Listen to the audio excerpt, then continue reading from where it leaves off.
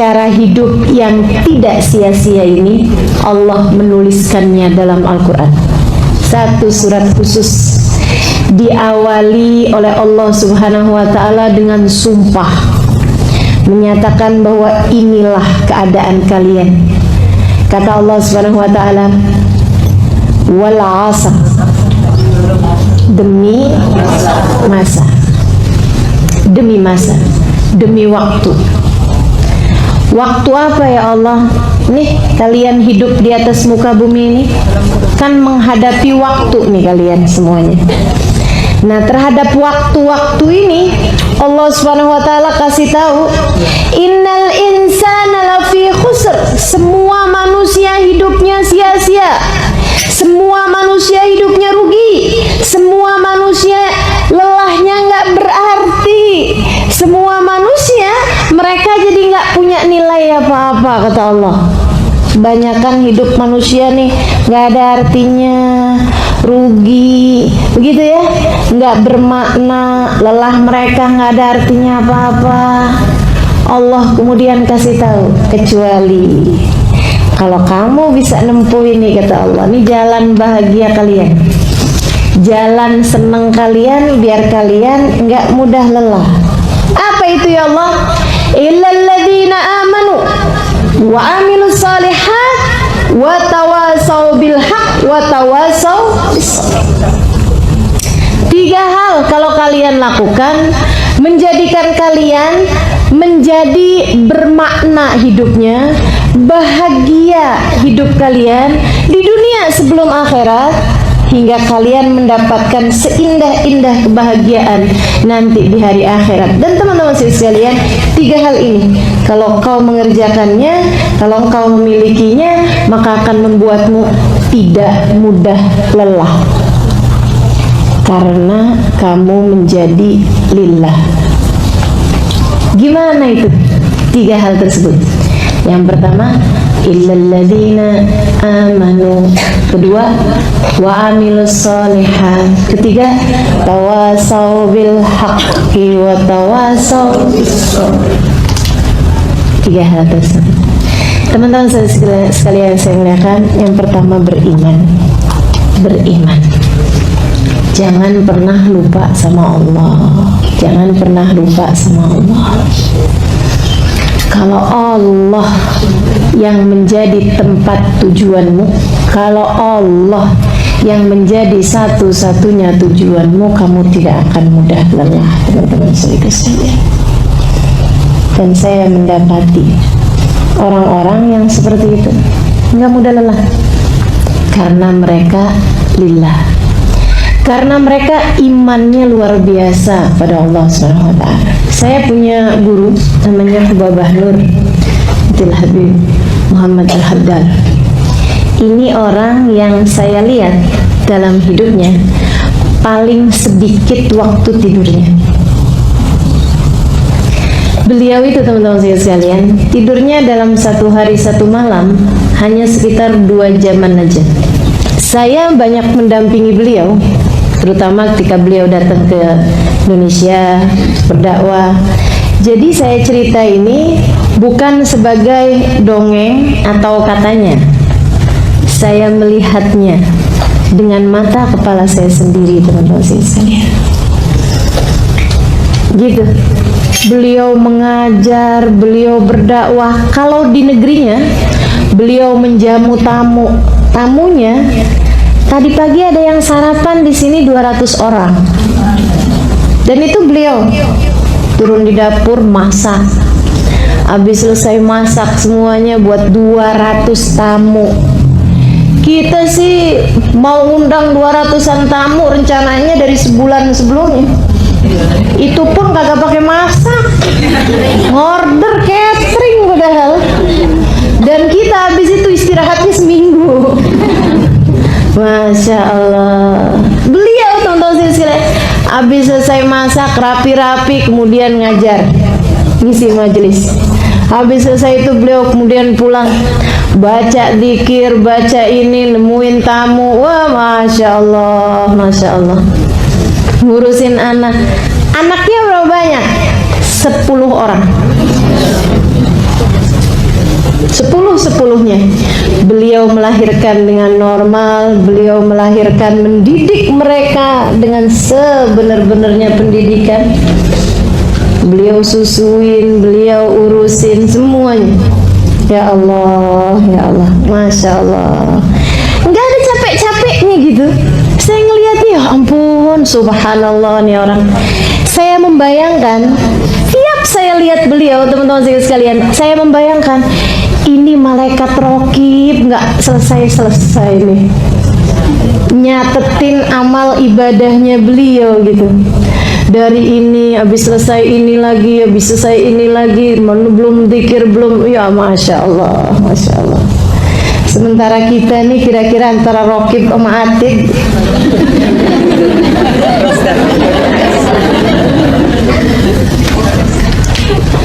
Sedikit sekalian yang saya muliakan, satu hari menantu beliau cerita, waktu kedatangan beliau sekitar 3 tahunan yang lalu, 4 tahunan yang lalu di Indonesia, ada menantunya bercerita. Dia bilang, ya Allah, perjalanan ini bikin saya tahu siapa Umi, maksudnya siapa ibu mertuanya itu. Dia bilang, saya itu sering dengar orang-orang di negeri kami gitu ya, di Abramat, di Tarim, bilang Babah itu ibadahnya Masya Allah gitu kan.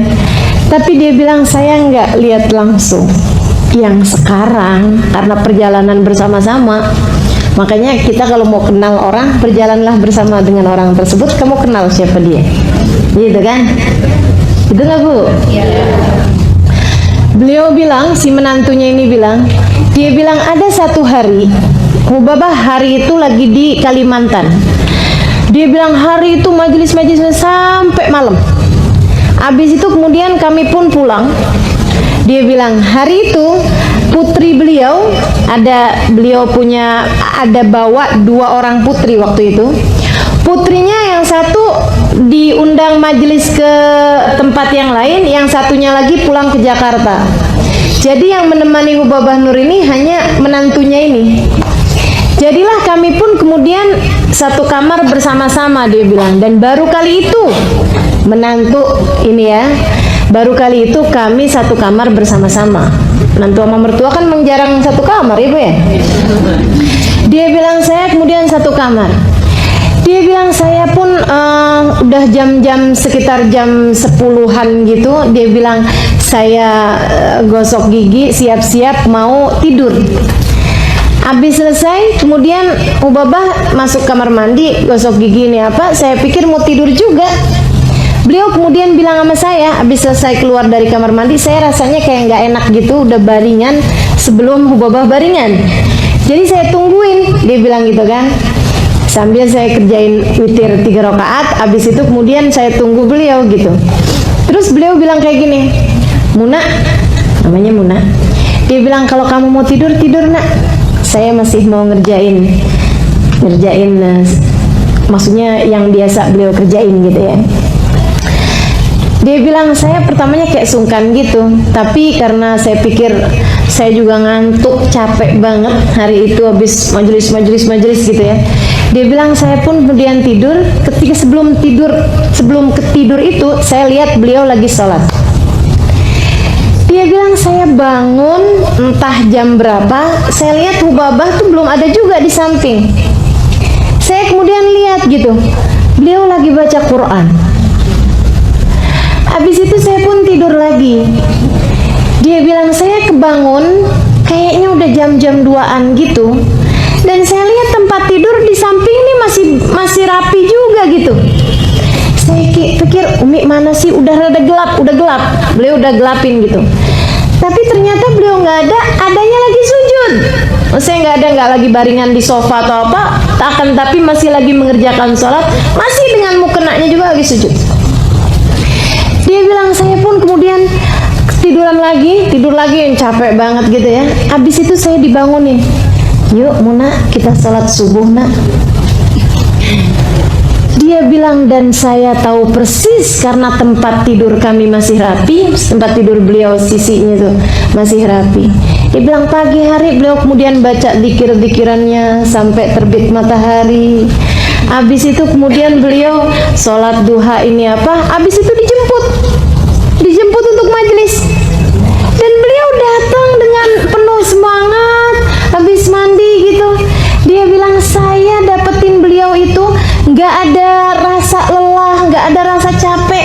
Saya hanya mendapati beliau sempat ketiduran di dalam mobil ketika membawa kami pergi ke majelis itu. Dia bilang itu aja tidur beliau, dari sekitar 24 jam saya mendapati bersama dengan beliau. Ketiduran di mobil, itu doang yang dianggap sebagai tidurnya. Dan mereka sehat, teman-teman sekalian, dan mereka nggak lelah, teman-teman sekalian. Kenapa? Di depan mereka berdirikan tujuan mereka, ridha Allah subhanahu wa ta'ala dan surga sebagai tempat kembalinya. Salah satu dari teman saya yang ikut dalam rombongan tersebut, ada salah satu sahabat saya dari Abu Dhabi. Dia cerita dalam rihlah tersebut, dia bilang gini, berapa waktu yang lalu Ustazah Halimah, dia bilang kami lagi bicara-bicara, ngobrol-ngobrol antara Hubabah Nur, putri-putrinya, sama rombongan yang memang datang dari negeri Arab. Semuanya pada ngeluh gitu, ya ampun sudah capek banget nih, capek banget bahasa kita ya, udah lelah sekali gitu, berapa hari kita kurang tidur, berapa hari kita perjalanan terus. Ada lagi satunya ngadu lagi, iya anak yang saya tinggalin sampai telepon, mama kok nggak pulang-pulang, gini begitu, semuanya gitu. Sampai kemudian habis mereka pada curhat gitu, pada ngomong kayak gitu, mereka capek gini gitu, Ubaba bilang, bener nih yang saya ceritain tadi nih, yang hanya 2 jam aja tidur beliau itu pun juga sudah beliau anggap banyak gitu ya. Beliau bilang seperti ini, teman-teman sekalian. Dia bilang, iya nih, saya juga capek. Dengerin teman-teman sekalian, saya juga capek. Karena capek adalah sesuatu hal yang normal untuk dirasakan. Dia bilang saya juga capek.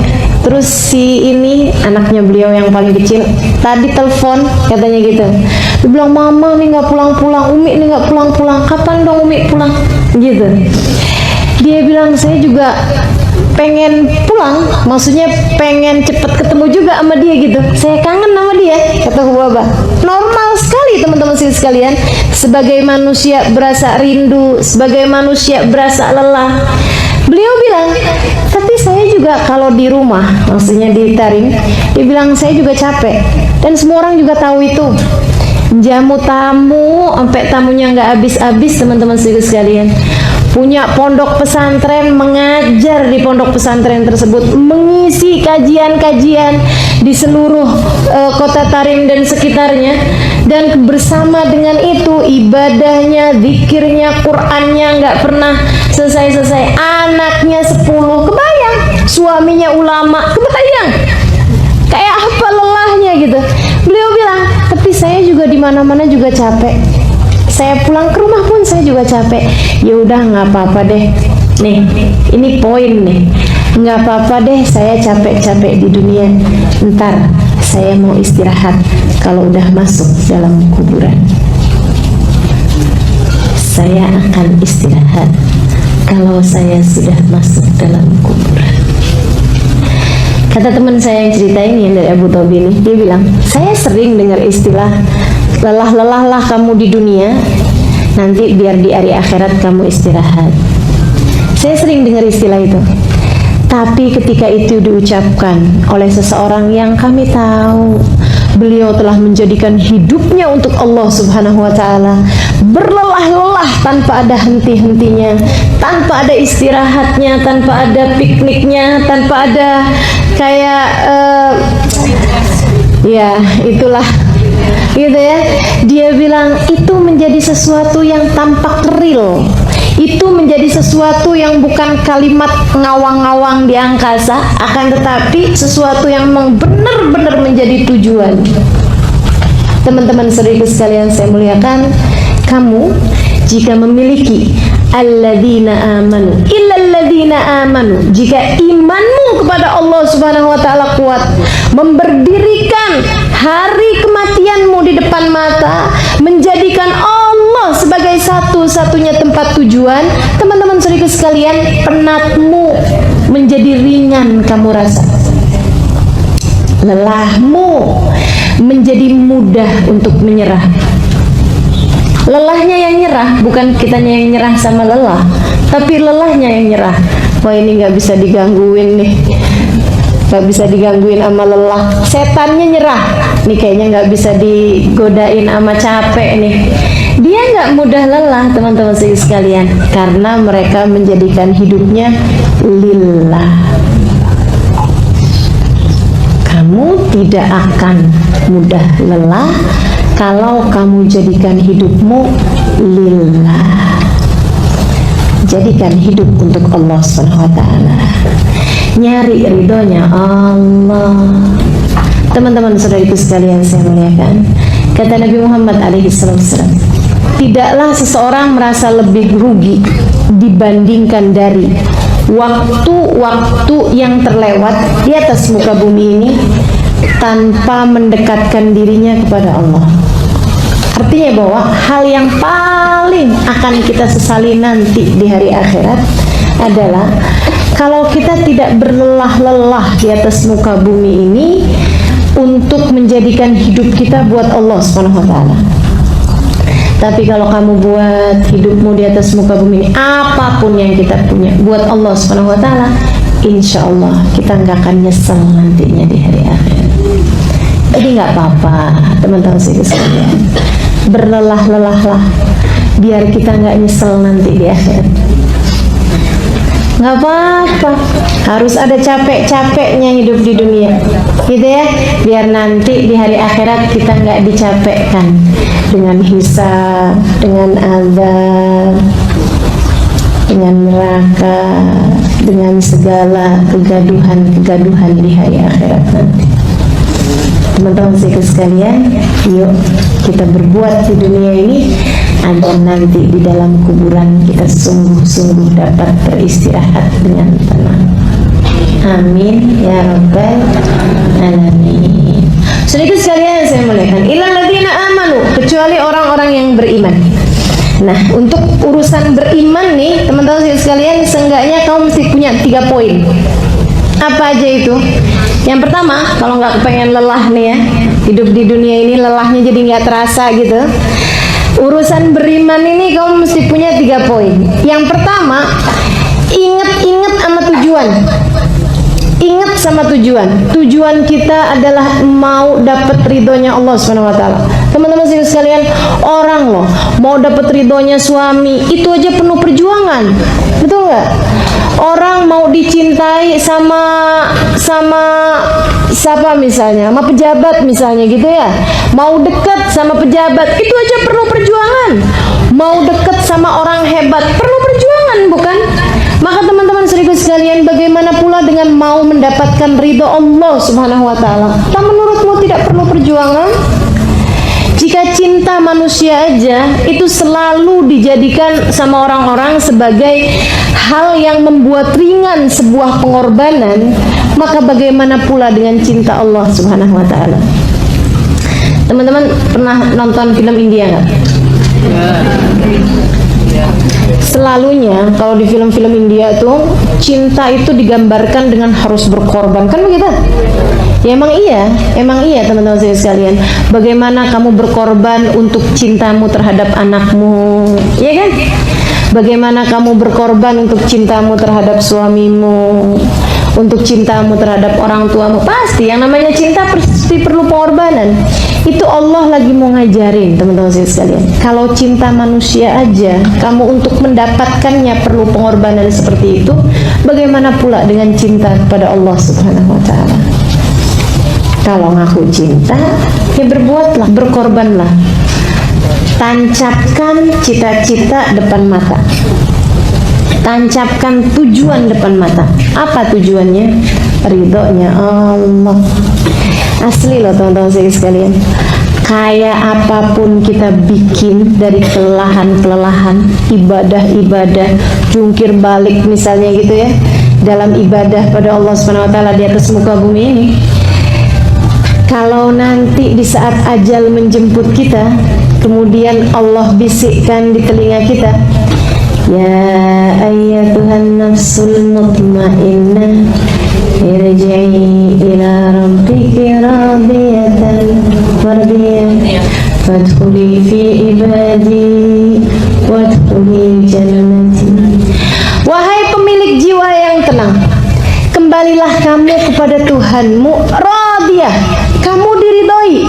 Mardiyah, radiyah, kamu ridho kepada Allah. Mardiyah, kamu diridhoi oleh Allah. Fadkhuli fi ibadi, masuklah kamu ke dalam golongan hambaku. Wadkhuli jannati, masuklah kamu ke dalam surgaku. Segala lelahmu terbayar sudah. Andai kamu lelah kayak apaan hidupnya, tapi begitu Allah Subhanahu wa ta'ala menerima kamu, nggak ada lagi rasa lelah tersebut, nggak ada artinya apa-apa, nggak ada artinya apa-apa, teman-teman sekalian. Allah pandai menghargai usaha. Allah tuh sesuatu hal yang kamu kerjakan, kalau Allah terima, masya Allah, masya Allah. Makanya taruh tujuannya depan mata, sehingga menjadi ringan apapun yang kamu kerjakan di atas muka bumi ini. Tujuan yang pertama, teman-teman sekalian saya muliakan, paham tujuan. Yang kedua, buat skala prioritas. Kalau kamu beriman, maka buatlah skala prioritas, gitu ya. Ini hidup kita nih nggak ada yang masa percobaan loh. Ada nggak yang hidupnya sekarang ini lagi masa percobaan? Jadi salah-salah nggak apa-apa deh, lagi masa percobaan. Kamu saya kasih 2 kali hidup, gitu ya. Yang sekarang salah-salah nggak apa-apa, nanti habis itu baru benernya ya. Ini nih masih ujian, tapi ujian bayangan. Ujian yang benernya ntar. Ada nggak yang hidup kita kayak gitu? Nggak ada, teman-teman sekalian. Hidupmu yang sekarang inilah dia hidupnya. Kalau kamu kehilangan hidup yang ini, kalau kamu kemudian tidak berbuat di hidup yang ini, kamu nggak akan punya apa-apa, teman-teman sekalian. Buatlah skala prioritas. Kalau yang kamu kerjakan di dunia ini hanya untuk dunia, maka dengan apa kamu akan pulang kepada Allah Subhanahu wa ta'ala? Mau bawa apa? Saya mau sholat duha biar rezekinya lancar. Saya mau baca Quran biar suami saya sayang.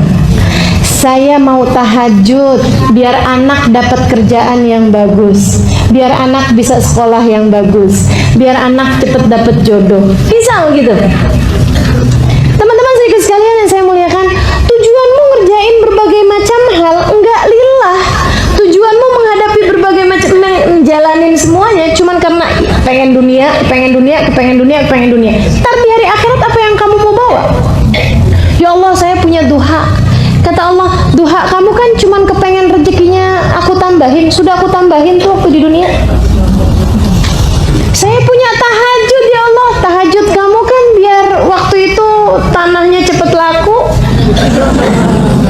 Kan sudah laku. Saya punya Quran, ya Allah. Kamu waktu baca Al-Quran itu kan kepengen disayang sama suami. Sudah aku beri waktu di dunia. Sekarang dengan apa kamu menghadapku? Jadi nggak punya apa-apa, teman-teman sekalian. Makanya difahami makna prioritas dalam hidup. Allah dulu. Man wajadallah famalladhi yafqiduh. Katanya seorang ulama, siapa dia mendapati Allah, dia merasa kehilangan dari apa? Orang kalau dapat Allah, dapat segalanya. Wa man lam yajidillah fa ayyu syai'in yajid. Dan orang yang kehilangan Allah, nggak dapat Allah SWT dalam hidupnya, apa yang dia dapat? Nggak dapat apa-apa. Walaupun kamu kaya, walaupun kamu berpendidikan, walaupun kamu cantik, walaupun kamu disayang sama suami, walaupun kamu dicinta sama anak-anak, walaupun kamu jadi pejabat, walaupun kamu jadi apa aja, selagi Allah murka padamu, kamu tidak ada artinya apa-apa. Pahami prioritas teman-teman seribu sekalian. Allah Subhanahu wa Ta'ala adalah prioritas kita. Kita kalau paham prioritasnya, insya Allah jadi nggak mudah lelah, saudariku sekalian. Hidup kita adalah tujuannya untuk mencari ridha Allah Subhanahu wa Ta'ala. Kemudian bagi-bagiin yang pinter-pinter pahamin prioritas. Oh ini penting nih, ini penting. Jangan sampai kita nih, banyak banget diantara kita suka kelelahan karena yang mestinya nggak dipikirin, yang mestinya nggak dikerjain. Betul nggak? Yang mestinya nggak diomongin. Tuh yang bikin kita pada lelah.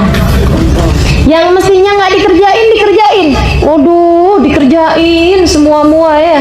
Padahal nggak penting-penting amat gitu, nggak perlu-perlu amat.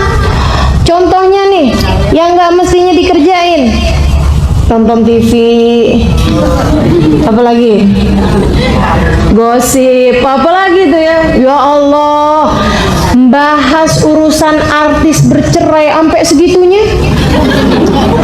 Padahal dari perceraiannya artis itu dia nggak dapat apa-apa juga. Gono gini nggak dapet, tetangga bukan, kenal enggak, dibahas. Ya Allah, mau-maunya gitu. Masya Allah, capek akhirnya. Karena yang nggak mesti dikerjain kamu kerjain, yang nggak mesti diomongin kamu omongin. Nih ya, sama suami diajakin berantem mulu, diajakin bertengkar mulu suaminya. Ya Allah, ya Allah. Teman-teman sedikit sekalian saya muliakan, mohon maaf, waktu di Donggala sama Palu kena gempa, kena tsunami itu ya, begitu hanya beberapa detik, hanya beberapa menit, kemudian rusak semuanya, hilang, bahkan ada satu kampung hilang ya, itu ya. Saudaraku sekalian yang saya muliakan, kebayang nggak di antara rumah-rumah itu tuh yang kemudian temboknya rusak, yang kemudian rumahnya ambruk, yang kemudian dindingnya rubuh dan lain sebagainya.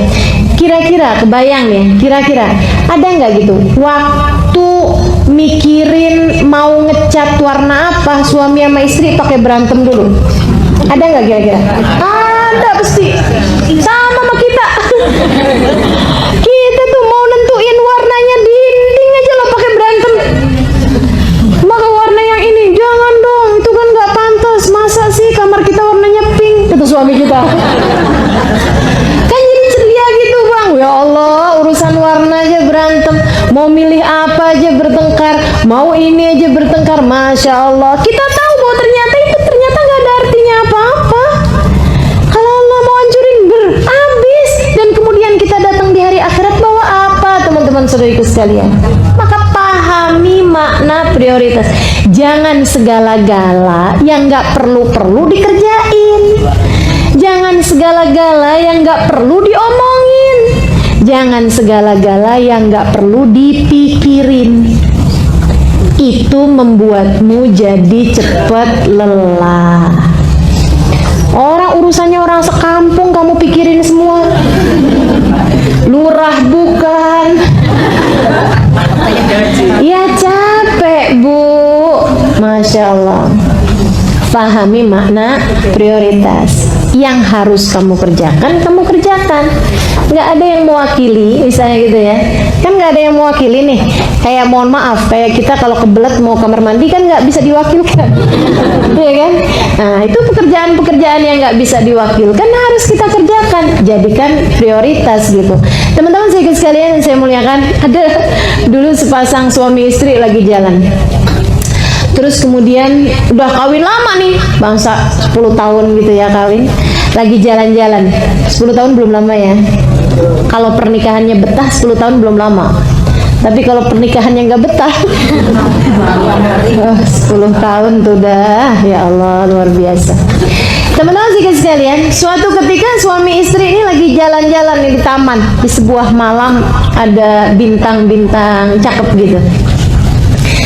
Lagi jalan gitu kemudian kedengeran suara kuek kuek kuek kuek.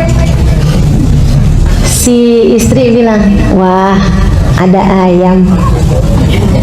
Suaminya bilang, itu bukan ayam sayang, itu bebek. Kata istrinya, ayam kok. Ini istri-istri ini kan suka ngeyel. Kata suaminya, itu bebek sayang. Ayam itu bebek. Kalau ayam tuh suaranya nggak gitu. Ayam tuh bunyinya petak-petak-petak.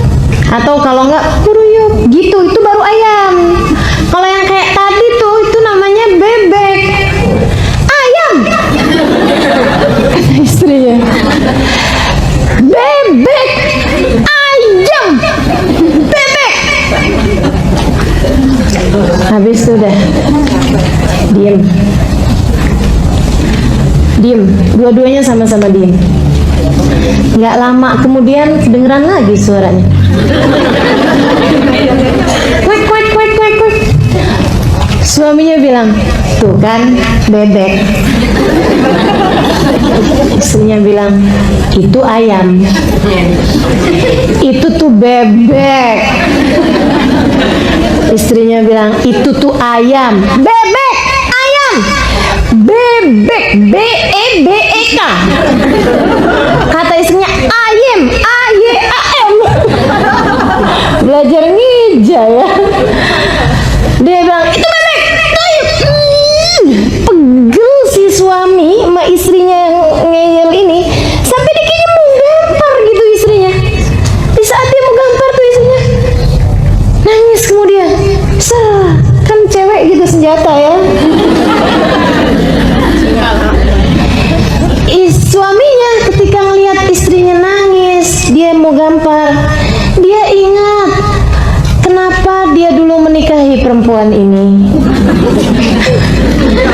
Dia ingat di rumah sana ada anak-anaknya, hasil buah cinta mereka berdua. Teman-teman sekalian, ingat ada begitu banyak hal di belakang. Dan kemudian ingat, emang apa peduliku sama ayam sama bebek? Akhirnya suaminya kemudian turunin tangannya sambil bilang, ya betul sayang, itu adalah ayam. Mari kita jalan. Ada berapa banyak hidup kita di atas muka bumi ini kelamaan ngurusin ayam sama bebek. Coba diingat-ingat teman-teman sekalian, coba diingat-ingat dari perbincangan kita dari pagi sampai malam, itu yang kira-kiranya penting, yang kira-kiranya memang harus diomongin, sama yang nggak seharusnya diomongin, banyakan mana coba? Dari sini kita tahu kenapa kita lelah. Kebanyakan ngomongin yang nggak perlu diomongin. Kebanyakan ngurusin yang nggak perlu diurusin. Kebanyakan mikirin yang nggak perlu dipikirin. Teman-teman saudaraku sekalian, berhentilah melakukan itu. Pahami makna prioritas dalam hidupmu, insya Allah kamu tidak akan mudah lelah. Dan prioritasmu yang nomor satu sebagai hamba Allah, sebagai umat Rasulullah, nomor duanya. Yang ketiganya, masing-masing dari kita liatin deh, ada yang sebagai ibu, ada yang sebagai istri, kan begitu ya? Nah itu prioritas kita tuh. Pekerjaan yang gak bisa diwakilkan oleh orang lain, itu yang seharusnya menjadi prioritasmu, kewajibanmu, gitu. Teman-teman saudaraku sekalian saya muliakan, pahami makna prioritas itu, tancapkan dalam hati mana yang tidak akan kamu tinggalkan dari urusan-urusan kamu sebagai hamba Allah, gitu ya. Masa jadi hambanya Allah umur 40 tahun hataman Quran sekali aja belum pernah? Masa jadi hambanya Allah dalam setahun gak ada hatam sekalipun Al-Qurannya? Masa sebagai hamba Allah SWT sampai umur segini gak pernah tahu nikmatnya tahajud, gak pernah bisa istiqomah ngerjain sunnah? Teman-teman saudariku sekalian, hidup yang mana yang akan kemudian kau bawa menuju akhirat nanti? jika kemudian hidupmu yang sekarang selalu kamu gunakan hanya untuk melakukan yang tidak sebenarnya kamu perlukan? Agar hidupmu tidak lelah, pahami skala prioritas. Mesti cari tahu yang mana yang prioritas dalam hidup kita. Gitu teman-teman sekalian. Nah, buat pahami makna prioritas ini, kamu mesti ngerjainnya yang ketiganya. Ya, manajemen waktunya tuh mesti diatur teman-teman sekalian. Manajemen waktunya mesti diatur. Gimana sih caranya ngatur manajemen waktu? Nih ya, ada dulu seorang dosen mau ngajarin manajemen waktu sama mahasiswa-mahasiswinya. Dia bawa di kelas itu batu, kerikil, pasir, air. Dia kemudian menuhi satu ember itu, dipenuhin semuanya sama air. Ketika kemudian semua ember itu isinya dipenuhi dengan air, bisa nggak muat pasir? Nggak bisa muat kan? Bisa nggak kerikil dimasukin di situ? Udah penuh, nggak bisa. Tumpah airnya. Bisa nggak masukin apalagi batu? Nggak bisa. Kalau misalnya di ember itu dimasukinnya pasir, habis dimasukin pasir penuh, bisa nggak dimasukin air? Bisa. Tapi bisa nggak dimasukin kerikil? Nggak bisa. Dia bilang, gimana caranya biar semuanya ini bisa muat? Gini dia bilang, yang pertama kali dimasukin mesti batunya. Yang besar, batu yang besar tuh masukin dulu ke ember itu. Set. Habis itu kemudian masukin batu yang kecil-kecil. Masuk tuh batu yang kecil-kecil. Selah-selahnya kemudian masukin pasir. Habis itu kemudian masukin air. Semuanya bisa masuk ke situ. Ini waktu kita tuh kayak gitu, teman-teman sekalian. Itu ember tuh waktu yang Allah Subhanahu wa taala siapkan modal bagi kita. Yang batu-batu itu, teman-teman sekalian, kewajibanmu kepada Allah. Kewajibanmu sebagai hambanya Allah, kewajibanmu sebagai siapapun dirimu di atas muka bumi ini. Wajib makan. Kan begitu ya? Iya kan? Nggak bisa diwakilin. Bisa nggak diwakilin? Tolong dong kamu makannya banyakan ya, saya belum sarapan soalnya. Nggak bisa, teman-teman sekalian. Makanya itu jadi prioritas gitu. Harus sholat, kita hamba Allah kok. Kan begitu ya? Jangan sampai gara-gara urusan-urusan yang lain sholat sampai nggak keburu. Ini kamu nggak paham makna prioritas namanya. Begitu kan ya? Sebagai seorang istri misalnya, ada kewajiban kita terhadap suami yang harus kita laksanakan, nggak bisa diwakilin orang lain. Mohon maaf, urusan tempat tidur nggak bisa kita wakilin orang lain, kan gitu ya? Bang, saya lagi capek nih, yang lain aja ya. Ya, nggak kena gitu. Nah, itu prioritas namanya, teman-teman sekalian. Masukkan itu sebagai batu-batu besar dalam kehidupan kita. Dalam ember waktu kita ini, masukkan yang nggak bisa diwakilkan sama orang lain sebagai batu-batu besarnya. Habis gitu kemudian masukkan yang batu-batu kerikil-kerikilnya, keperluan kita, kebutuhan kita, meskipun itu adalah sesuatu hal yang nggak wajib tapi sunnah, gitu ya. Perkara-perkara yang sunnah-sunnah, kita mau sholatnya dengan berjamaah, kan gitu. Kita mau pakai tambahan, ada duha di waktu pagi, ada witir di waktu malam, kan gitu. Nah, itu jadikan sebagai batu-batu kerikil, teman-teman sekalian, yang bisa nyelip-nyelip di antara batu-batu yang besar-besar tersebut. Nggak bisa juga kita kerjakan yang sunnah tapi yang fardu ditinggalkan, kayak gitu ya. Sepanjang malam tahajud, giliran jam 3:30 malah ngantuk, pagi-pagi bangun subuhnya bablas. Itu kayak orang masukin kerikil, ninggalin batu.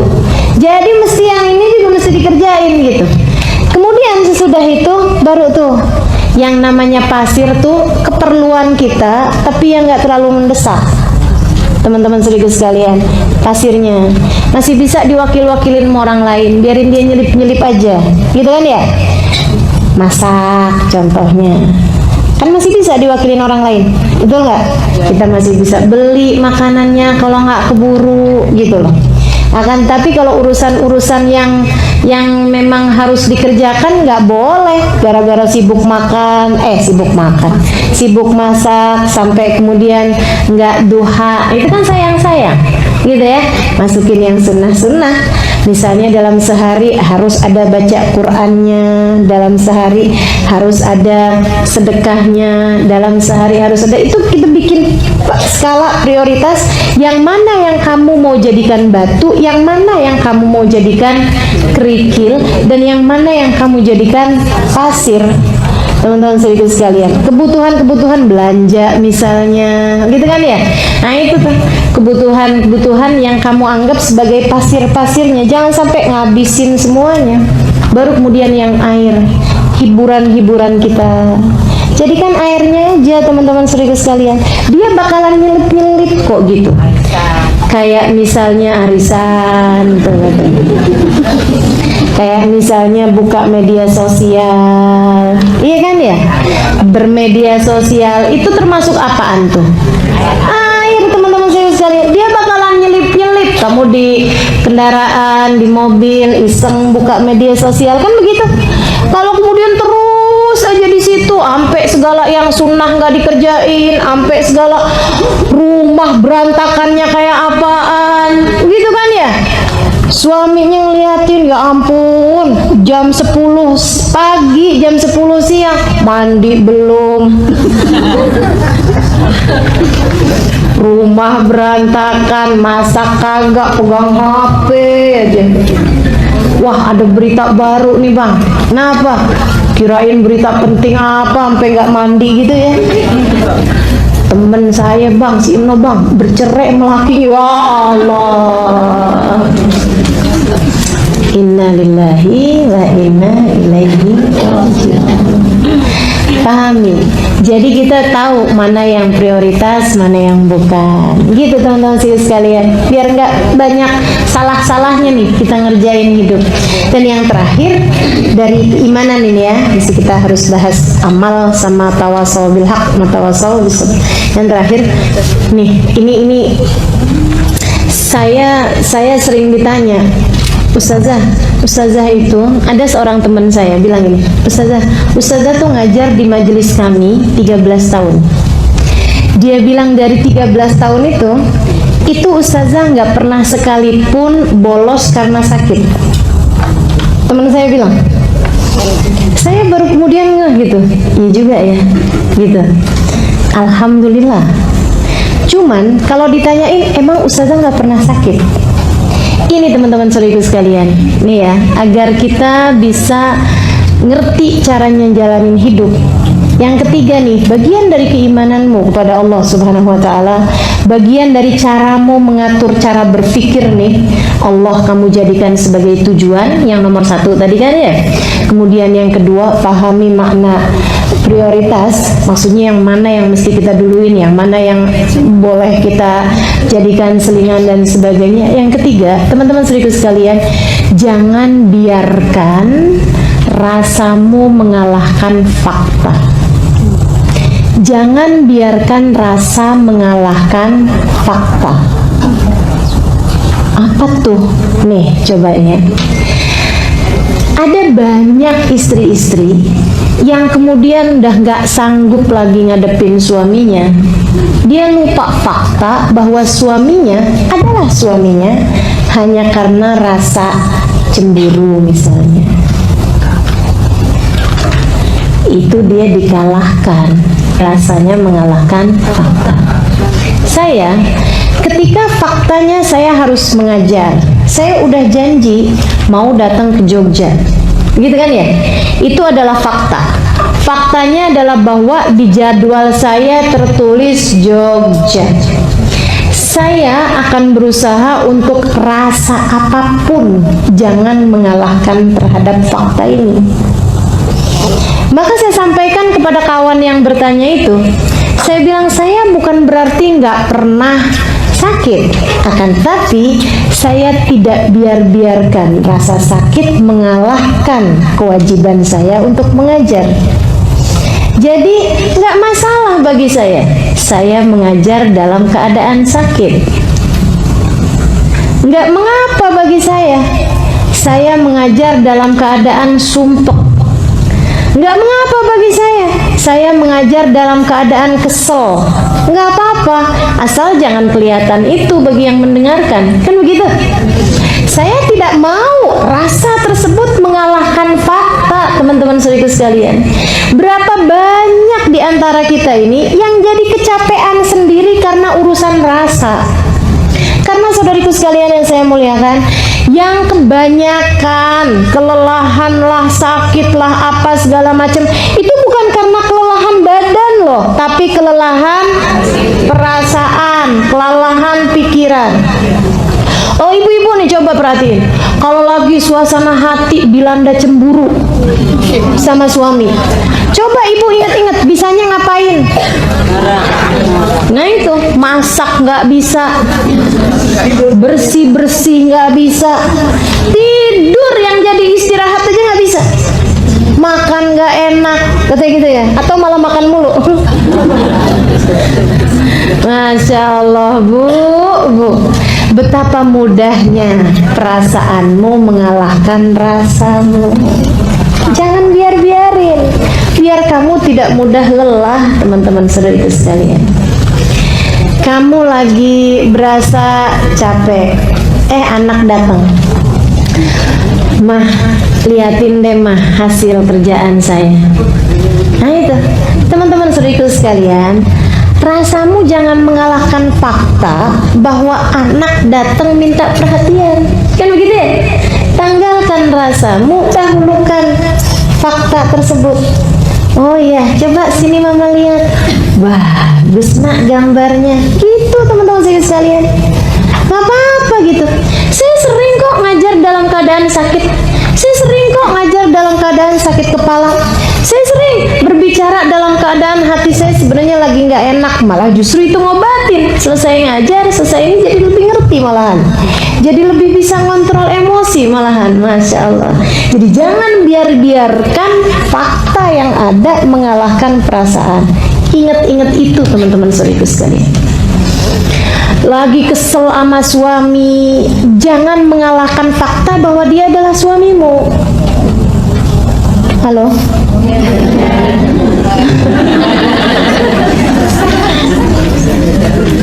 Rasa itu bisa dihilangin, fakta nggak bisa dihilangin. Fakta nggak bisa dihilangin. Maka jangan pernah biarkan yang perasaan itu mengalahkan fakta. Nih ya, ada orang marah-marahin kita, itu fakta. Tapi kamu jawabnya itu rasa kamu. Kamu nanggepinnya itu adalah rasa kamu. Dan rasa itu masih bisa kamu ganti-ganti. Tinggal terserah kamu aja mau dirasain apaan. Ada orang ngata-ngatain gitu ya. Ada seorang ngata-ngatain ulama nih, ibu-ibu, teman-teman saya sekalian. Dasar anjing kamu. Mohon maaf nih ya, saya harus sebutkan. Dibilang dasar anjing kamu. Ini fakta. Kan gitu ya? Ada orang marah-marah sama kita. Ini fakta teman-teman saya sekalian. Namun bagaimana kamu menanggapinya, ini adalah rasa. Saudariku sekalian yang saya muliakan, si ulama ini ketika dibilangin dasar anjing kamu, beliau kemudian liatin nih, bagaimana dia fakta tidak mau mengalahkan rasa. Maksudnya jangan sampai perasaan mengalahkan faktanya gitu. Beliau kemudian bilang begini nih, makasih ya atas pujiannya. Gimana sih, saya nggak lagi muji kamu kok. Oh, saya dengarnya sebagai pujian, itu kan terserah saya mau nanggepinnya dengan rasa apa. Dia bilang, sebab saya lihat nggak ada binatang lebih menyenangkan majikannya daripada anjing. Saya berharap andai saya menjadi anjing bagi majikan saya, Allah Subhanahu wa Ta'ala. Gitu teman-teman sekalian. Nih, sekarang saya tahu rasanya adalah gerah. Jangan sampai itu mengalahkan fakta. Apa faktanya? Faktanya kita perlu konsentrasi mendengarkan kajian. Ini fakta. Faktanya kita sedang berada di majelis ini mendengarkan kajian. Ini fakta. Jangan sampai kita kemudian dikalahkan sama rasa gerah. kipas-kipasan nggak apa-apa, tapi jangan sampai ada yang memutuskan, aduh nggak kuat dah saya, aduh saya mau keluar aja dah, gitu ya. Teman-teman sekalian saya muliakan, kalau bicara tentang rasa, antara duduk diam mendengarkan dalam keadaan gerah dengan duduk sambil berbicara, kira-kira gerahan siapa? Jangan biarkan rasa mengalahkan untuk membuatmu tidak lelah. Berpikirnya seperti itu teman-teman saudaraku sekalian. Biar banyak benernya kita dalam hidup nih, ya. Baik, saudaraku sekalian saya muliakan, illalladzina amanu, iman kepada Allah Subhanahu wa taala, jangan pernah mengalahkan perasaan-perasaanmu. Berpikir tentang tujuan, jangan sampai kamu mau dikalahkan dengan keadaan apapun. Pahami yang mana yang prioritas dalam hidup sebagai penghambaanmu kepada Allah Subhanahu wa taala, teman-teman sekalian. Itu. Kemudian yang kedua, katanya Allah Subhanahu wa taala dalam Al-Qur'an, wa amilus sholihat. Orang yang hidupnya tidak sia-sia, orang yang hidupnya bermakna adalah mereka-mereka yang selalu amilus sholihat. Kerjakan kebaikan. Kerjakan kebaikan. Baik kebaikan antaramu dengan Allah Subhanahu wa taala, ataupun kebaikan dengan antaramu dengan sesama manusia, teman-teman sekalian. Kerjakan kebaikan untuk dirimu sendiri. Kerjakan kebaikan untuk dirimu sendiri. Kerjakan kebaikan yang menjadi jalanmu dengan Allah Subhanahu wa taala. Kerjakan kebaikan.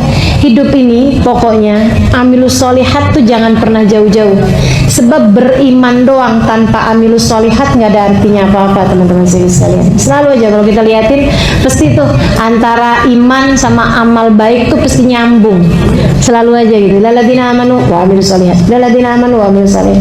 Kayaknya Allah lagi mau bilang bahwa kamu iman doang tapi nggak mau kerja, nggak ada artinya apa-apa juga, gitu. Jadi kalau kamu mau hidupnya menjadi bermakna, ini jangan pernah jauh-jauh dari amilus sholihat. Berbuat kebaikan. Berbuat kebaikan dibagi dua, teman-teman sekalian. Kerjakan yang disuruh, sama yang kedua tinggalkan yang dilarang. Gitu. Tinggalin yang dilarang. Allah nggak bolehin, ya udah tinggalin. Allah nggak bolehin hutang riba, jangan mau berhutang. Berhutang riba, tinggalin. Abisnya gimana ya ustazah kalau nggak kayak gitu? Nanti kita nggak dapat utangan, gitu. Itu disebabkan karena kurang amanu di atas tadi itu. Kamu nggak tahu yang ngasih rizki itu cuma satu loh, Allah Subhanahu wa taala, gitu ya.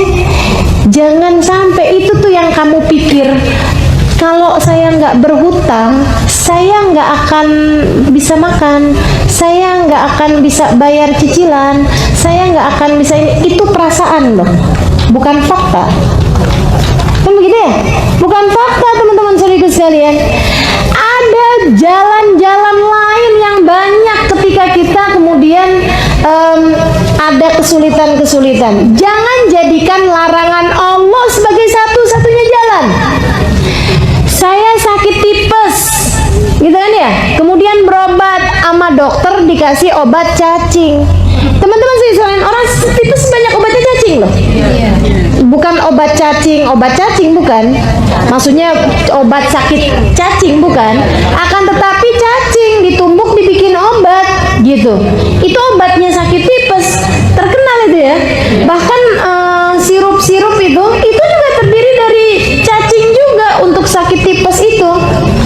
Teman-teman saudaraku sekalian yang saya muliakan, nah ini apakah itu benar-benar bisa ngobatin? Iya betul. Akan tetapi selain daripada itu yang dilarang, katanya Nabi Muhammad SAW, kami tidak, Allah Subhanahu wa taala tidak menciptakan obat dari sesuatu yang najis. Artinya bahwa selain daripada obat yang najis tersebut pasti ada obat yang suci.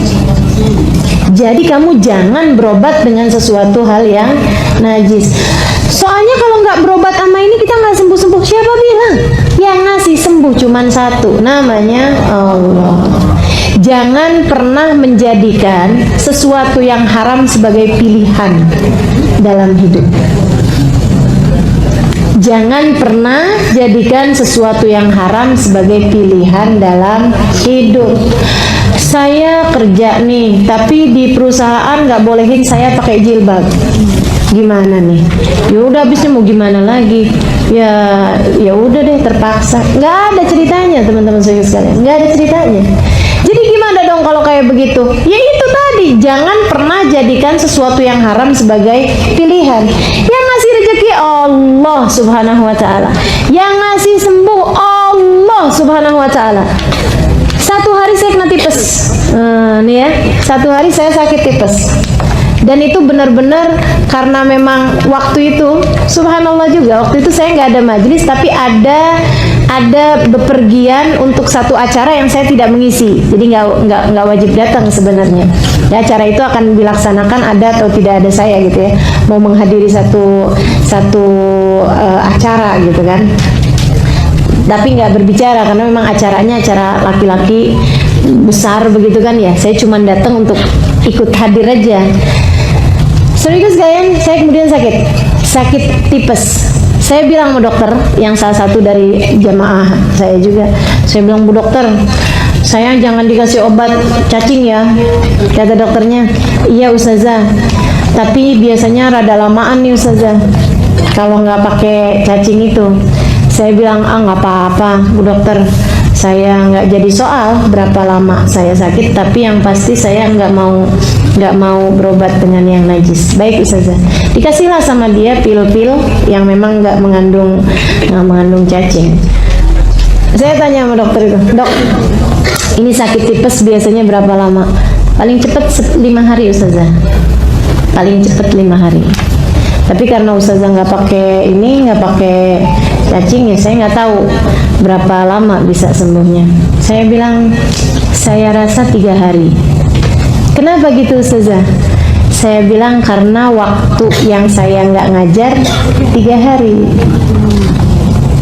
3 hari kemudian, hari keempat saya sudah kembali mengajar teman-teman sekalian." "Apa udah nggak sakit?" "Ada sih sisa-sisanya, tapi saya masih bisa jalan, saya masih bisa bicara dalam hari yang keempat itu gitu." Kenapa teman-teman sekalian? Saya tidak membiarkan itu tadi ya, rasa mengalahkan fakta. Selagi saya masih bisa berdiri, masih bisa berbicara, saya akan melakukan apa yang seharusnya jadi kewajiban saya. Gitu ya. Jadi teman-teman sekalian yang saya muliakan, jangan pernah punya pilihan haram untuk kamu lakukan. Gitu. Dan saya mau kasih tahu sama teman-teman bahwa kalau ada pilihan mengerjakan yang haram, itu selalu setan tuh ngasih pilihan bahwa ini enak gitu. Jadi sekalian saya muliakan, tidak ada yang enak dalam maksiat kepada Allah Subhanahu wa taala. Gak ada yang enak dalam maksiat kepada Allah. Walaupun ketika kamu jalaninnya kelihatannya enak, enaknya itu pun juga fata morgana. Mohon maaf ya, seorang perempuan ketemu sama laki-laki, suaminya orang, dia sendiri mungkin punya suami juga, tapi dia ngerasanya kayak yang ini kayaknya nggak asik suami saya, suka sibuk-sibuk sendiri. Dia kemudian ketemu sama laki-laki lain, begitu ya, ngobrol-ngobrol, manja-manja, gini gitu, berasanya kayak enak. Berapa lama dia berasa senangnya? Teman-teman sekalian, saya yakin, hakul yakin, asal pulang di rumahnya sendirian berasa ngelihat diri sendiri kayak murahan amat ya saya. Ketika ngeliatin suaminya, ya ampun, maafkan saya. Apalagi pas ketemu anak-anaknya, duh rasanya. Kalau anaknya kemudian nggak nurut sama dia, dia ngerasanya, iya ibu kayak saya emang nggak pantas buat diturutin gitu. Betul apa enggak? Jadi hina kamu teman-teman sekalian. Rasa seneng ketika kemudian bersama dengan laki-laki itu semenit, 2 menit, 10 menit. Oke, berapa lama? Setengah jam, 1 jam. Begitu kamu arah pulang, ya, begitu kamu nyampe di rumah, ketemu sama suami, perasaan kamu nggak enak, ketemu sama anak, perasaan kamu nggak enak, ngerjain berbagai macam hal, perasaan kamu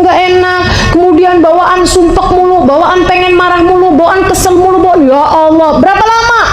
Berjam-jam, bahkan berhari-hari sesudahnya. Saya ketika satu waktu saya bikin satu video, saya cerita bahwasanya nggak ada cara memuliakan hidup lebih daripada taat kepada Allah Subhanahu Wa Taala.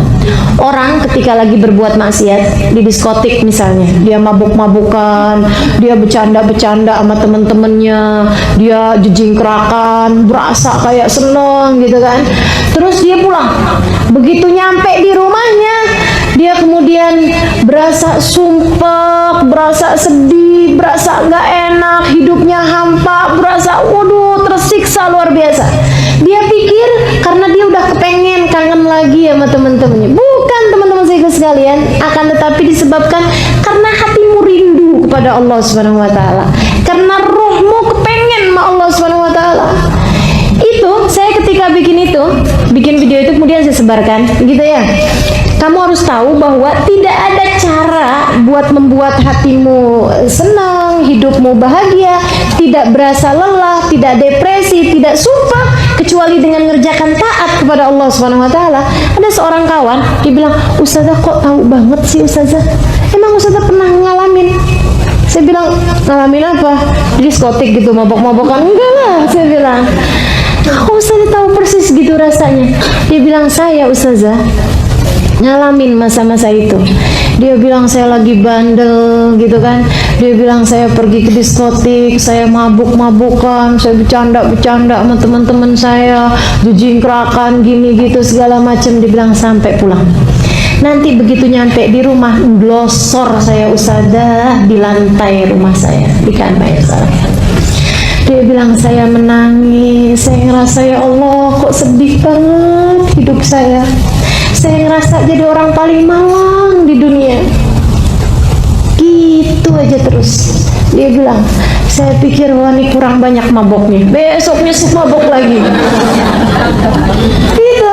Dia bilang besoknya lagi saya pulang kayak gitu lagi, nangis-nangis sendiri, depresi sendiri, susah-susah sendiri. Emang benar, nggak ada jalan membuat hidupmu bahagia, teman-teman saya sekalian, kecuali dengan taat kepada Allah Subhanahu Wa Taala.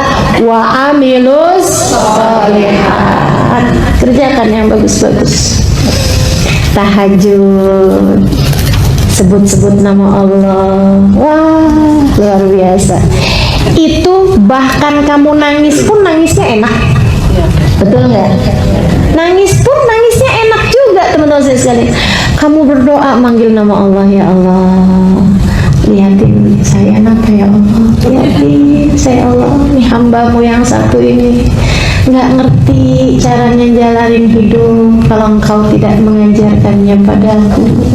Ya Allah, tolong saya ya Allah, tolong saya ya Allah. Teman-teman saudariku sekalian yang saya muliakan, itu bahkan kamu menangis, bahkan kamu merasa bersedih hati gitu, tapi habisnya tuh lega, enak, senang, karena di situ surga kita, karena di situ bahagia kita. Teman-teman saudariku sekalian saya muliakan, saat kamu pandangi suamimu kemudian kamu bilang, ya Allah Bang, andai waktu bisa kuulang, tak akan ku memilih pasangan lain selain dirimu. Teman-teman saudaraku sekalian, kamu ngomongnya senang, suami dengernya senang, kan begitu ya? Betul apa enggak? Coba bandingkan dengan kamu ketika kesel sama suami kamu, kemudian kamu bilang bahwa saya tuh sepanjang kawin sama kamu nggak ada seneng-senengnya, tahu nggak sih? Yang mana yang surga, yang mana yang neraka? Kamu bisa bayangkan, saudariku sekalian yang saya muliakan.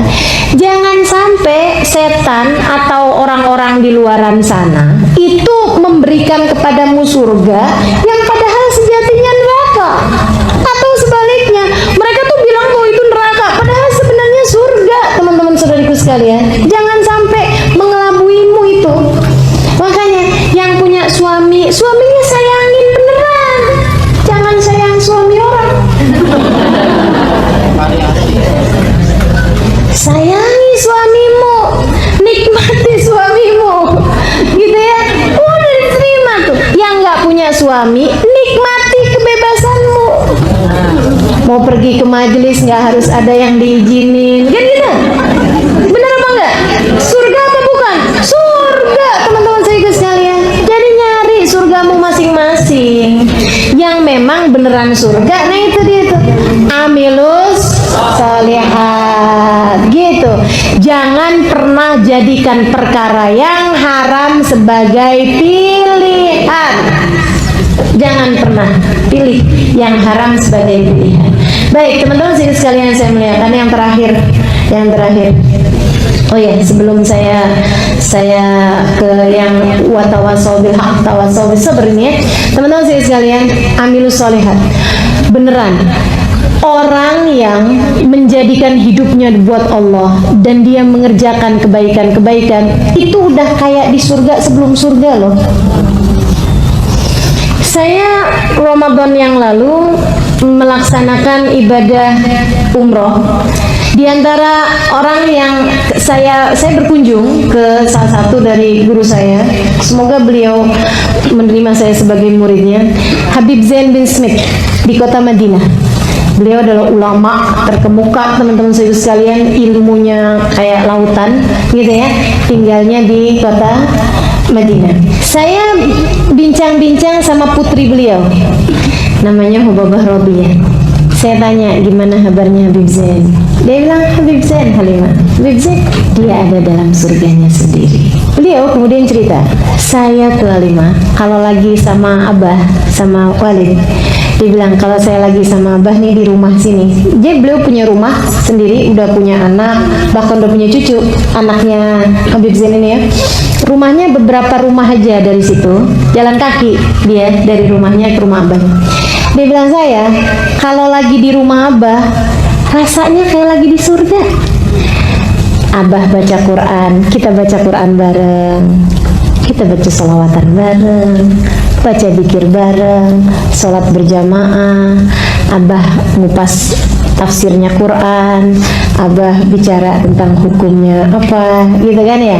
Abah bicara tentang para nabi, cerita tentang orang soleh, cerita tentang para salaf, orang-orang yang terdahulu gitu ya, yang sudah meninggal dunia gitu, cerita tentang gurunya, cerita tentang, Masya Allah, kayak di surga. Dia bilang, semua kebaca, semua terlaksana, semua kebaikan-kebaikan semuanya. Dia bilang, nanti saya kalau nyampe pulang ke rumah, dia bilang, yang listrik mati lah, yang anak ngadu sakit lah, yang ini, saya kayak balik ke dunia gitu. Dia dari surga gitu ya, balik lagi, oh ternyata saya masih di dunia gitu. Dia bilang, nanti kok saya balik ke tempat Abah lagi, Allah kayak di surga. Masya Allah, zikir, ibadah. Dia bilang, Halimah, Habib Zain bahkan di tiap tangganya punya zikiran tersendiri. Jadi sekedar turun dari tangga itu udah punya zikiran-zikirannya, teman-teman saya sekalian. Yang beliau menentukannya untuk diri beliau sendiri. Saya setiap turun tangga zikirnya ini, saya setiap jalan dari situ ke situ zikirnya ini, saya setiap ini, semuanya. Masya Allah, teman-teman saya sekalian. Dan mereka adalah orang-orang yang paling bahagia hidupnya di dunia ini. Hamba-hamba Allah yang tidak pernah putus dari wa'amilus sholihat. Jangan pernah berpikir bahwasanya maksiat, bahwasanya perbuatan dosa adalah sesuatu yang dapat membahagiakan di hidupmu di dunia ini, apatah lagi di akhirat. Kalau di akhirat mah jelas kita udah tahu gitu ya, dosa bawa neraka, taat bawa surga. Tapi saudaraku sekalian, dari di dunia ini taatmu membawa bahagia dan dosamu membawa sengsara, membawa derita. Gitu. Jadi wa'amilus sholihat. Teman-teman saya sekalian, yang terakhir, yang ketiga, kalau kamu ingin hidupmu di atas muka bumi ini tidak mudah merasa lelah, kamu harus punya senjata yang ketiganya. Apa itu? Tawasau bil haq wa tawasau bis sabr. Saling nasihat menasehati dalam kebenaran, saling nasihat menasehati dalam kesabaran. Artinya apa? Namanya juga saling. Artinya jangan pernah sendiri. Kalau kamu pengen ringan, gitu ya teman-teman sekalian, harus saling menguatkan. Kalau kamu mau ringan perjalananmu di atas muka bumi ini, harus saling mengingatkan, harus saling meringankan. Makanya kemudian yang ketiga ini bolehlah kalau kita sebut sebagai ukhuwah. Kalau kamu mau hidupmu itu menjadi hidup yang bermakna, hidup yang bahagia, milikilah orang-orang di sekitarmu yang dapat membawamu kepada jalan Allah Subhanahu wa ta'ala. Harus ada orang di sekitarmu dan dirimu sendiri yang bisa tawasau bil haq wa tawasau bis sabr. Teman-teman saudariku sekalian yang saya muliakan, saya pernah dengar istilah seperti ini. Kalau kamu mau berjalan cepat, berjalanlah sendirian. Kalau kamu mau berjalan panjang, lama, berjalanlah bersama-sama. Nah, hidup menuju surga selalu adalah perjalanan yang panjang. Maka jangan kerjakan dengan sendirian. Kamu harus punya sekurangnya 3 orang, ke atas, ke samping, sama ke bawah. Siapa itu? Yang ke atas, orang tua. Orang ya ini ya, kita lagi bahas ukhuwah ya. Yang ke atas orang tua, yang harus kamu muliakan, yang harus kamu siap penerima nasihat. Tawasau bil haq, tawasau bis sabrnya dari orang tua ke kamu kan gitu. Tapi orang tua bukan hanya yang melahirkanmu, mereka juga yang mendidik ruhmu, yaitu para guru. Hidup ini kalau mau ringan, kalau mau nggak mudah lelah, kamu harus punya seseorang yang dapat memberitahumu. Kamu harus begini, kamu harus begitu. Kalau nggak, nyari jalan sendiri susah. Bener nggak? Teman-teman sekalian, apalagi kalau kemudian datang ke sana dikasih taunya beda, datang ke sana dikasih taunya beda, ya capek hidupnya. Nggak jalan-jalan kamu, nggak jalan-jalan kita, saudariku sekalian. Kalau kemudian kita terbawa arus gitu ya, tidak menemukan orang yang bisa membawamu menuju kepada jalan Allah Subhanahu wa ta'ala. Saudariku sekalian saya muliakan, datang ke pengajian sana dikasih tahu sholawatan yang banyak, sholawatan tuh berkah. Datang ke pengajian satunya lagi, nggak boleh sholawatan, itu bid'ah. Apa nggak capek hidupnya? Capek. Ini yang mana ya? Habis pergi ke sana pulang-pulang sholawatan. Habis pergi ke sana berhenti sholawatan. Wah, itu prioritas berubah mulu gitu kan ya. Kita udah cari tahu nih yang mana yang batu, yang mana yang kerikil, yang mana yang pasir, yang mana yang air dalam kehidupan kita. Tapi setiap kali ngaji ganti-ganti mulu. Mana batunya, mana airnya, ya ampun. Susah kan hidupnya, capek. Makanya teman-teman sekalian, harus ada orang yang bisa memberimu nasihat dalam kebenaran dan kamu dapat memegangnya dengan penuh lapang dada.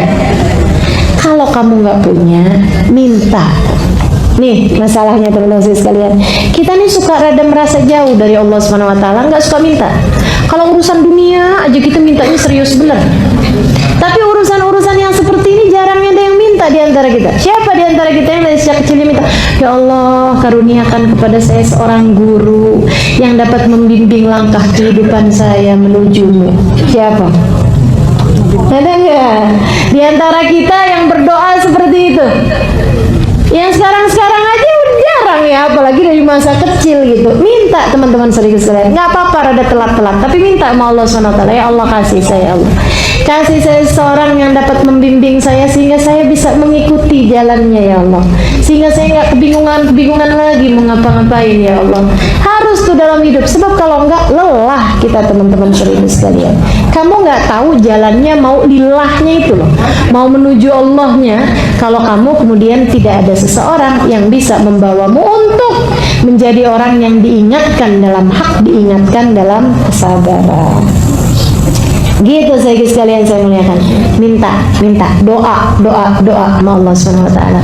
Saya ada diceritain, ini tinggal bagian-bagian terakhir ini ya.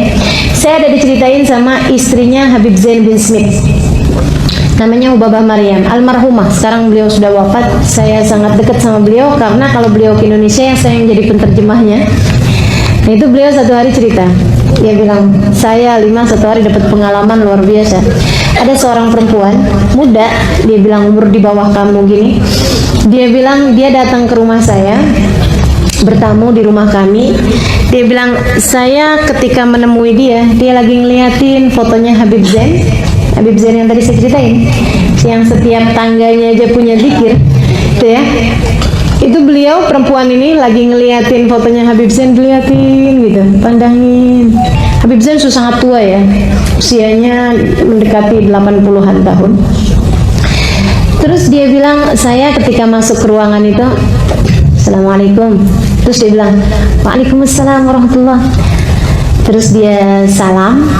Terus dia nanya gitu, Ibu istrinya Habib Zain? Dia bilang, iya, saya istrinya, saya Hubabah Maryam. Akhirnya kemudian dia ngobrol. Dia bilang, Hubabah, saya itu alhamdulillah selama ini suka baca kitabnya Imam Ghazali, suka baca Quran, suka baca tafsir, suka belajar. Dia bilang, dan saya kerjain amalan-amalan tahajud ini apa semuanya kerjain. Dia bilang, tapi saya ngerasa kalau saya tuh nggak punya guru. Jadi saya pun minta sama Allah. Nih ya, saya pun minta sama Allah, ya Allah kasih saya guru, ya Allah, saya guru yang dapat membimbing saya di kehidupan dunia ini. Biar saya nggak bingung, biar saya nggak salah gitu.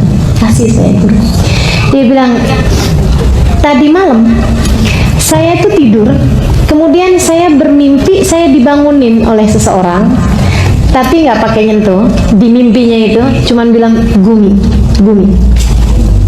Saya pun bangun, dia bilang, dalam mimpi saya itu saya bangun dan keadaan saya seperti saya tidur itu. Maksudnya memang keadaannya kayak gitu. Kemudian yang membangunkan saya itu adalah seorang laki-laki usia sekitar 70-an tahun, pakai gamis, pakai pakai surban. Dia kemudian bilang begini nih, Autiri, bangunlah nak, sholat witirlah. Nabi Muhammad bilang, man lam yutir falaysa minna. Siapa yang nggak witir, dia bukan termasuk dari kelompok kita. Bangun ayo witir, gitu. Saya kemudian ngerasa bahwa ini adalah ijabah doa saya, bahwa Allah memberikan kepada saya guru. Jadi saya pun nanya gitu sama beliau dalam mimpi saya, siapakah gerangan dirimu ini? Maksudnya man antum gitu loh, siapa engkau gitu. Dia kemudian menjawab, ana Zain bin Smith, saya adalah Zain bin Smith. Teman-teman sekalian, dia bilang saya kebangun dan saya ngerasa senang banget, alhamdulillah Allah saya kasih guru dalam hidup. Saya buru-buru wudhu, saya kemudian sholat witir.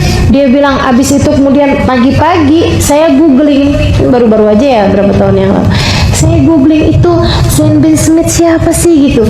Saya tulis namanya gitu, Zain bin Smith.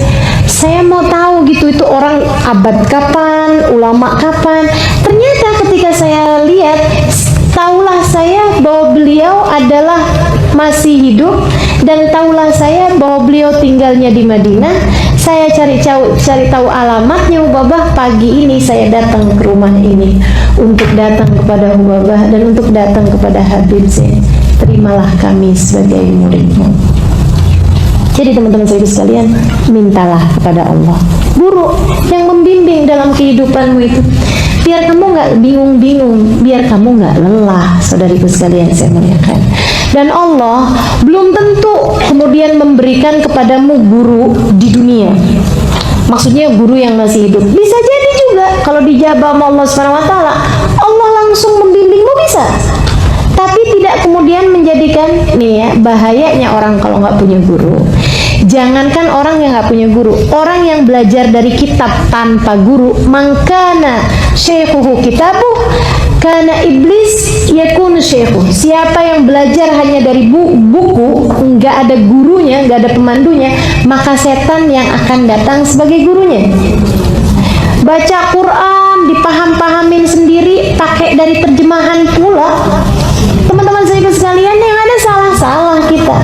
Makanya minta sama Allah Subhanahu wa taala, minta doa, minta sama Allah Subhanahu wa taala, ya Allah kasih saya guru yang membimbing saya.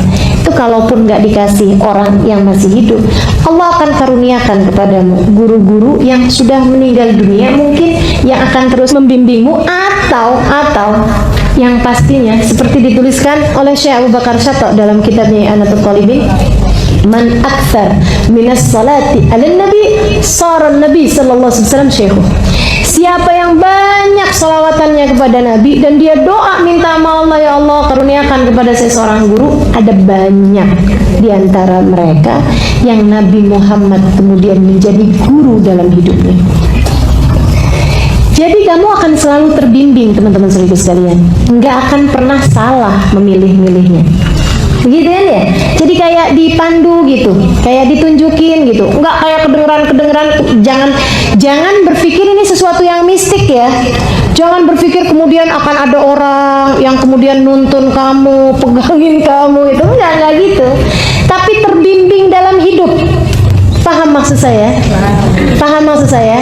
Terbimbing dalam hidup, teman-teman sekalian. Ada banyak di antara kita yang kalau lagi dalam keadaan gelisah, dalam keadaan kacau hidup kita, misalnya kita kemudian dimimpiin sama nenek kita, kakek kita, dikasih tahu, misalnya gitu. Ada nggak? Ada pasti, teman-teman sekalian. Nah ini, bahwa ada banyak di antara para kekasih Allah, bahkan mungkin nabinya Allah Subhanahu wa taala, yang meskipun mereka sudah tidak ada di atas muka bumi ini, dapat menjadi semacam mentor, dapat menjadi semacam pembimbing bagi orang-orang yang hidup di atas muka bumi ini. Ala kulli hal, kalaupun tidak seperti itu, orang yang selalu minta kepada Allah Subhanahu wa taala pastilah akan diijabah. Allah Subhanahu wa taala akan tunjukkan kepadamu dengan sendirinya siapa yang seharusnya kamu dengarkan, siapa yang seharusnya tidak perlu kamu dengarkan. Karena teman-teman sekalian, kalau kita buka YouTube misalnya, itu ucapan-ucapan para ulama-ulama kan bisa saling berbeda-beda banget, bener nggak? Menanggapi kasus-kasus yang terjadi aja bisa yang satu di ujung, yang satu di ujung. Terhadap misalnya, mohon maaf, pembakaran kalimat la ilaha illallah yang ada dalam bendera, kan begitu ya? Itu bisa yang satu berpendapatnya, yang satu bisa berpendapat sebaliknya, teman-teman sekalian. Maka begitu banyaknya hal yang membingungkan di atas muka bumi ini, kita akan semakin bingung kalau kita nggak punya guru. Minta sama Allah SWT, ya Allah kasih saya, Allah kasih saya. Kalau kita minta, insya Allah dikasih sama Allah SWT. Gitu ya. Tawasau bil haqqi, tawasau bis sabr. Ke atas, milikilah guru. Ke samping, milikilah sahabat-sahabat yang membuatmu kalau bersama dengan mereka kamu jadi mudah mengerjakan ketaatan. Gitu ya. Cari orang-orang yang dekatmu sama mereka, bikin kamu jadi semakin baik. Karena nular, teman-teman sekalian, asli berteman itu nular. Katanya Nabi Muhammad SAW, teman yang baik seperti pedagang minyak wangi. Kamu kalau bersama dengan dia, kamu bisa dikasihnya minyak wangi, atau kamu bisa beli minyak wanginya, atau sekurangnya kamu keluar dari sana dalam keadaan berbau wangi. Itu teman-teman sekalian. Maka carilah teman-teman yang baik, cari orang-orang, jangan asal asik, apalagi kaya. Gitu ya, mau temennya nyarinya orang kaya gitu kan, atau nyarinya yang asik gitu kan, enak nih diajakin ngobrol, enak nih diajakin temenan, enggak kayak gitu. Nyarinya orang yang kalau kita dalam keadaan jatuh, dia bisa untuk memberi semangat gitu kan. Orang berteman kayak orang naik ayunan gitu kan, yang satu naik didorong, tapi jangan dia terus, saatnya dia yang turun kemudian temennya yang naik didorong, kan gitu teman-teman sekalian. Kayak gitu tuh, gitu loh. Jadi cari teman-teman yang membuatmu kemudian menjadi mudah mencari jalan ridha Allah SWT. Lebih bagus lagi kalau kemudian suamimu di antara teman-teman tersebut yang memang dapat membuatmu menjadi semakin mudah berjalan mencari ridha Allah SWT. Kemudian yang terakhirnya yang ke bawah, yaitu anak-anakmu. Jadikan mereka sebagai orang-orang yang dapat membuat tawasau bil haq, tawasau bis sabr. Sama anak tuh, sabar-sabarin. Sama anak kasih tahu yang bener, gitu ya. Jangan asal sama anak pokoknya jalan-jalan bareng, makan bareng, nonton TV bareng, tapi nggak pernah ada muatan tawasau bil haq, tawasau bis sabr. Kasih tahu yang benar kayak gimana dan ajarkan kepada anak untuk bersabar. Dan teman-teman sekalian, nggak bisa kita ngajarin anak kita untuk bersabar kalau kitanya nggak punya itu.